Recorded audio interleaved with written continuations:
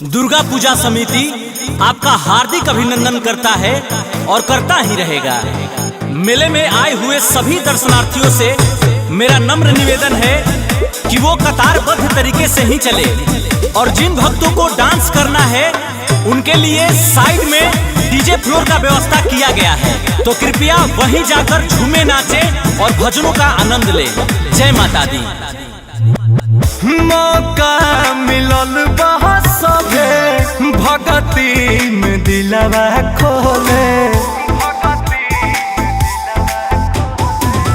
नयकी बहुरिया नाचे मैया के जय जय बोले, ठुमका लगाव ताड़ी गोले गोले, धन के कमर डोले, धन के कमर डोले। मेले में भीड़ काफी बढ़ चुकी है, तो आप सभी से निवेदन है कि आप अपने सामान का सुरक्षा स्वयं करें और उधर माताएं बहनें भी झूम रही हैं, तो आप सब उनका भी ख्याल रखें। और एक बार मेरे साथ सभी लोग बोलेंगे, शेरा वाली मैया की।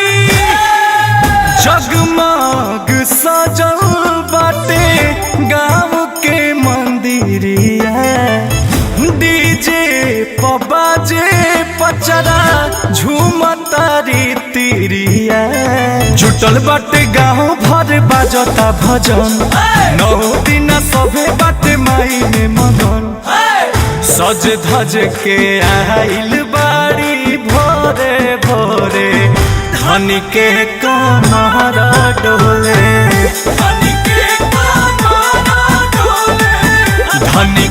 कमर डोले। यहाँ आए हुए सभी भक्तों से आग्रह है कि कृपया दर्शन करने के बाद प्रसाद लेकर ही जाएं और माता के भक्ति में झूमते रहें। जय माता दी।